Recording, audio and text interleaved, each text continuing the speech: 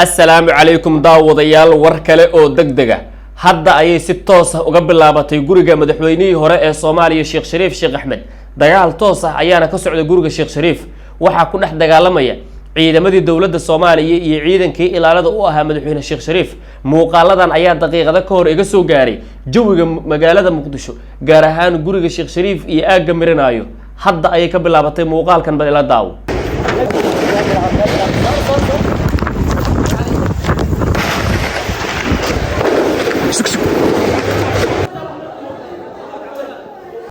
waxaan daawadayaal idin wadaa wararkii ugu dambeeyay mucaaradkii oo dhan oo qayladaan afka furtay Cabdullaahi Maxamed Nuur Fahad Yaasiin Xaaji Daahir Sheekh Shariif Rooble Khayre Cabdiraxmaan Cabshakuur dhammaan mucaaradkii Cabdiraxmaan Odowa mid aamusay malacaawa waa wada hadleen dhammaantood waxay weerar ku qaadeen madaxweyne Xasan Sheekh haddaba daawadayaal muuqaalka waxaan idinkugu soo gudbinayaa wararkii ugu dambeeyay imikadan aan idin la hadlayo xaaladda waa sidee warar kala duwan ayaa ka soo baxaya guriga Sheekh Shariif qaar waxay sheegayaan in qaar kamid ah ilaaladii Sheekh Shariif halkaasi ay ku dhinteen qaar ay dhaawacmeen inkastoo aan xogta rasmiga ah wali la helin haddaba daawadayaal wararkii ugu dambeeyay ayaan muuqaalkan idinkugu soo gudbinayaa akhyaarta qiimaha badan soo dhawaada wararkaas oo faahfaahsan oo aynu daawadayaal barnaamijkan iskula eegi doono meel kasta oo aad caalamka ka joogtaan soo dhawaada akhyaaray si aad u heshaan wararkii ugu dambeeyay iyo xogaha cusub waxaan idinka codsanayaa inaad channelka subscribe-ta noo saartaan waa waxa kaliya ah ee aad ii awoodo subscribe-taada marka saaxiibayaal soo dhawaada ayaan idin leeyahay haddadan aan idin la hadlayo dagaal toos ah ayaa ka socda guriga madaxweynihii hore ee Soomaaliya Sheekh Shariif Sheekh Axmed iyada oo wararka halkaasi naga soo gaaraya ay sheegayaan in rasaas culus la isu adeegsanayo dhawaqa jug culus ayaa imika la maqlayaa xaaladuna waa mid aad u culus warar isdaba joog ah oo soo baxaya ayaana sheegaya in ciidamada xoogga dalka gaar ahaan ciidanka amar qaata dawladda federaalka ah ee Soomaaliya iyo ciidanka amar qaata Sheekh Shariif ay ku dhex dagaalamayaan guriga Sheekh Shariif uu ka degay Cabdilcasiis jawiga ayaana imikadan aan idin la hadlayo sidaan ah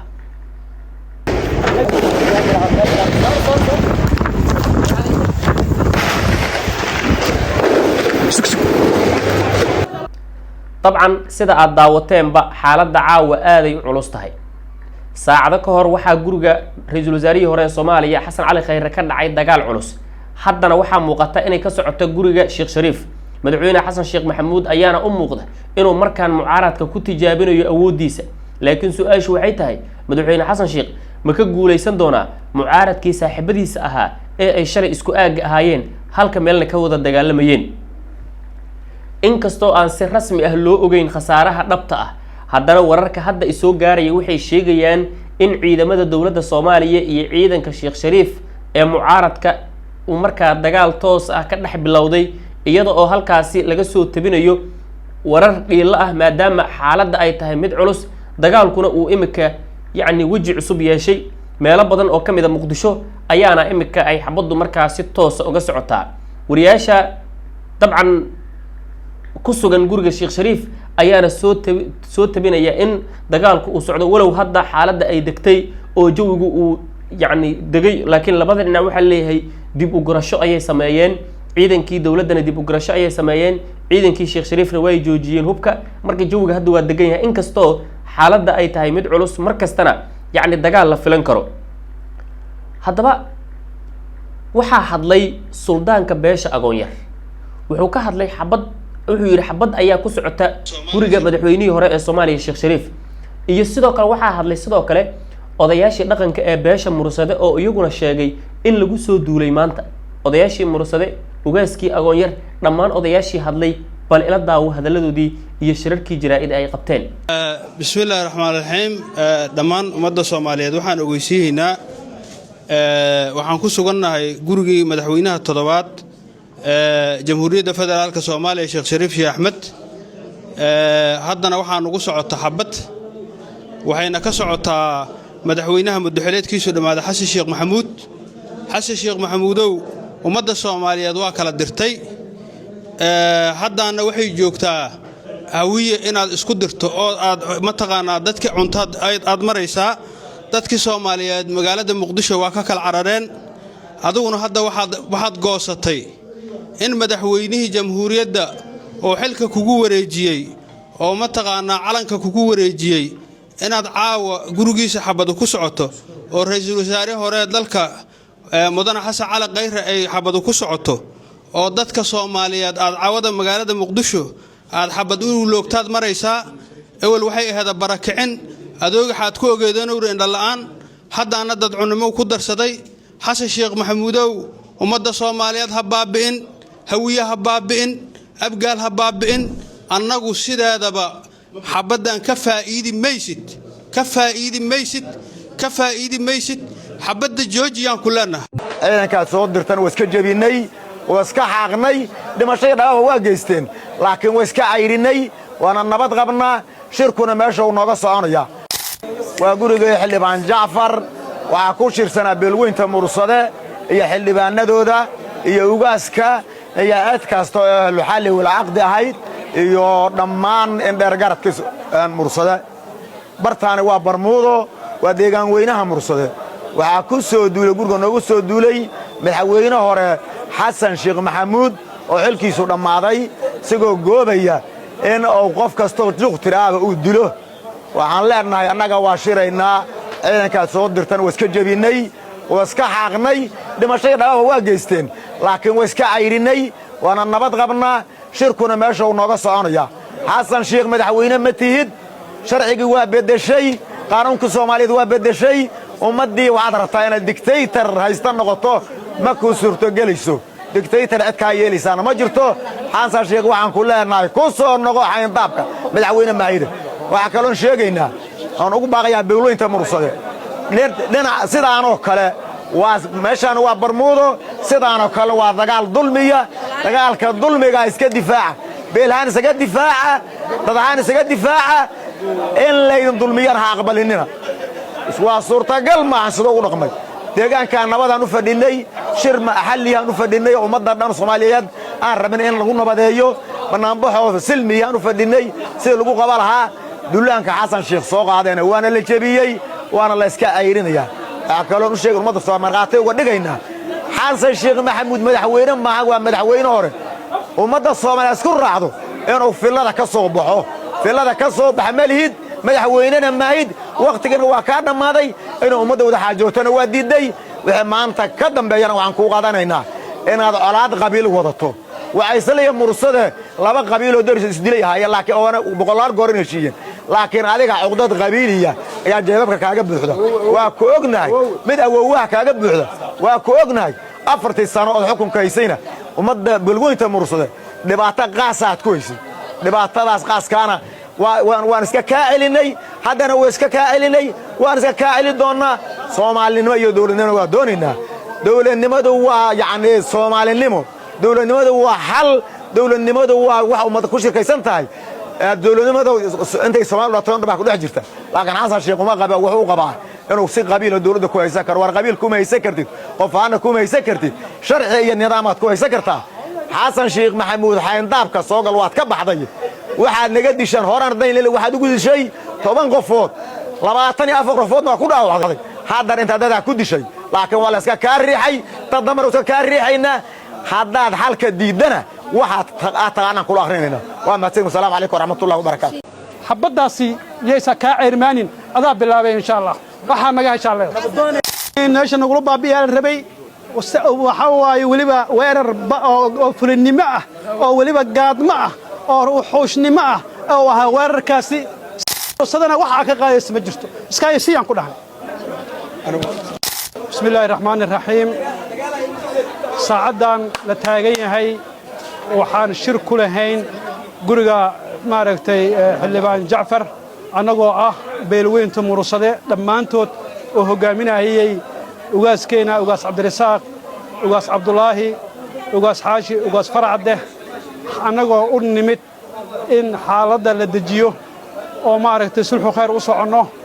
anagoo beelweynta mursade ah isu soo xilqaamay rabno inaysan dalkan xabad ka dhicin si nabadana loo banaan baxo anagoo doonayna odayaashii maaragtay deegaankana nahay oo mar alla markaan soo galna meesha ayuu wuxuu maaragtay la hubsaday annagii iyo macal uwaaskii iyo macal maaragtay siyaasiyiinteennii iyo cuqaasheenii iyo salaadiinteennii iyo dadkeennii ahlu xal wal aqdiga ah oo meesha ku aruursan markii ma aragtay uu la ogaaday xasan sheekh wuxuu nagu soo qaaday weerar qaawan horteennana waxaa yaalla dhaawac meydna waa jiraa dhaawacna waa jiraa hadda in la hadlayna xabaddaa nagu socota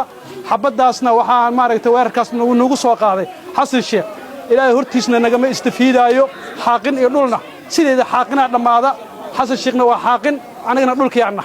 xabad maanta 3 soo maanta ugaaskoodii iyo cuqaashoodii iyo salaadiintoodii ayagoo sulxa khayr ka shaqaynaya oo maaragtay soo xilqaamay rabo inay waxaan dhan isku soo jijiidaan ee maaragtay caasimadana amniga hadda ay haysato inay sii kororto maahane rabay inaysan danto adiga weerarka ugu horeeya gacanta ugu horeysa ma leedahay alleelehe weelka buuxsamaa naaquskiisaa bilaawday xasanow naaquskaadaa bilawday xabaddana adaa noo bilaabay dowladnimadiina adaa aan baacida aqoon ku riday adiga ayaa dowladnimadii la soo yabyabaaya dhulka ku dhuftay waxaana go'aan ku gaartay wax adiga ka dambeeyo dawlad adiga ka dambeeyayna jirna go'aan ku gaartay ilaahay idinkiis dawladnimadana way jiraysaa adigana tin cajiib ku dhacda amal asaas ku soo qabanayna ilaahay idinkiis waxaan idin sheegayaa xabadana hadda adaa nagu socdo way nagu socotaa saacadaas waan isdifaacayna waxaan u sheegayaa 3 meel kasta ay joogaan meel kasta ay joogtiin qorigiina qaata xab isdifaaca xasan sheekh weerar waay shaybaara la geeyay 15 karoojo oo cudur mursaa laga soo hel wax aan naga qaadaysan habeeraatay ma jirto ugaaskii iyo cuqaashi hadda anigoo taagan oo sulxa khayr ka shaqaynayno soo adiga xabad nagu bilaabin xabadaasi yeesa ka ceermaanin adaa bilaabay insha Allah waxa naga insha Allah doonay markii beesha mursad ugaasku sessiontii ku jiran aasid in la soo waray in meesha lagu dilaa rabay wax garad in meesha nagu baabiyaa rabay waxa waaye waliba weerar oo fulinimo ah oo waliba gaadmo ah oo xuushnimo ah oo aha weerarkaasi sabana nagu bilaabay shiika ku xigay wax kasta maaragtay nagu leeyahay maanta nabadoon maqnaay ma jirin meeshan 120 qofood oo mursada oo nabadoon ah ayaan ahayn waxaan u soo baxnana oo isku soo dhaarsana waxay ahayd inaan dadka gacanta qabanno oo ka qabiil ahaan u soo baxno oo ka qabiil ahaan aan nabadda ka shaqeyno si aysan xabad uga dhicin caasimadda laakiin xasan sheekh waa nala garawaay waxa banaanka yaalo waa meyd waxa yaalana waa dhaawac waxana dilina waa xasan sheekhow dagaalkii waceysle iyo mursade waa laga heshiiyey baraagta shadora lagu heshiiyey laakiin adiga wali waxa u malaysaa in dagaalka waceysle mursade uu socdo booshi aka ku xiran wariya mursade waceysle dad walaalaa waay uqdada ku haysa iska bixi qeyr Allah ku siiye iska bixi uqdada ku hayso mursadana waxa ka qaadaysa ma jirto iska yasiyan ku dhahay طبعا xaaladdu caawa ma ahan mid sahlan daqiiqad kasta waxa dhici karta inuu dagaalku si laba kacleeyo mucaaradka yani dhankooda hub aruursi xoogan ayay ku jiraan guriga maxamed xuseen rooble imika waxa ku sugan cabdiraxmaan cabdishakuur iyo xubno kale halkaas ayay rabaan inay warbaahinta kula hadlaan ra'iisul wasaarihii hore Soomaaliya Xasan Cali Khayre iyo mucaaradkii oo dhan ayaa cambaareeyay weerarka lagu qaaday guriga Sheekh Shariif waxayna sheegeen inay arrintaani tahay arrin yani gaf ku ah dawladnimada Soomaaliya iyagoo ku eedeeyay madaxweyne Xasan Sheekh Maxamuud wax kasta oo dalka ka dhacaya inuu mas'uul ka yahay mucaaradka dhamaantood waxay leeyihiin wax kasta oo dhaca mucaaradka hadii aynu nahay banaanbaxayna ma joojinayno dawladda federaalka ah maanta waxay isku dayday inay odayaal u dirto madaxweynihii hore Soomaaliya Sheekh Shariif Sheekh Axmed isla markaana lagu qanciyo Sheekh Shariif inuu joojiyo banaanbaxa dhowr meelo magaalada ah ka dhacaya Sheekh Shariif waxay wararku sheegayaan inuu arrintaasi ka biyo diiday ergadii madaxweyne Xasan Sheekh Maxamuud uu soo dirayna uu ku celiyay inuusan banaanbaxa joojinayn banaanbaxaasna uu yahay mid mucaaradka oo dhan ay go'aansadeen isla markaana ay dadka ilaa xuquuqdoodii iyo sharciyadoodii ay heli doonaan uu banaanbaxu soconayo taas marka waxay keentay la leeyahay in ciidamo la dul dhigay guriyihii ay degnaayeen mucaaradka iyadoo haddana mucaaradka dhankooda ay leeyihiin yani waxaan u baahannahay in aynu awoodeyna tijaabino waxaan u baahannahay madaxweyne Xasan Sheekh Maxamuud inaan tusno in waqtigiisii dhamaaday marka runtii jawigu waa mid aad iyo aad u kacsan dadka ayaana runtii indhaha ku haya Muqdisho waxyaabaha ka dhici doona iyo Muqdisho xaaladeeda runtii caawa inta lagu guda jiro waxa suurtagal ah in la wada hadlo oo uu heshiis dhaco sidoo kale waxa suurtagal ah in la heshii waayo oo markaa arrinta ay dagaal iyo gacan ka hadal isu bedesho jawga runtii waa mid cabsidiisa leh dadka ayaana runtii wadnaha farta ku haya qaybo ka mid ah hodan iyo sidoo kale qaybo ka mid ah howlwadaag waa laga guuray dadkii deganaa guriga shiiqshay yacni xasan cali khayre iyo agaarihiisa way ka barakaceen maadaama yacni ay cabsi ka qabaan dagaal kale dadku maanta waxay runtii arkeen wixii maanta dhacay hub culusa laysu adeegsaday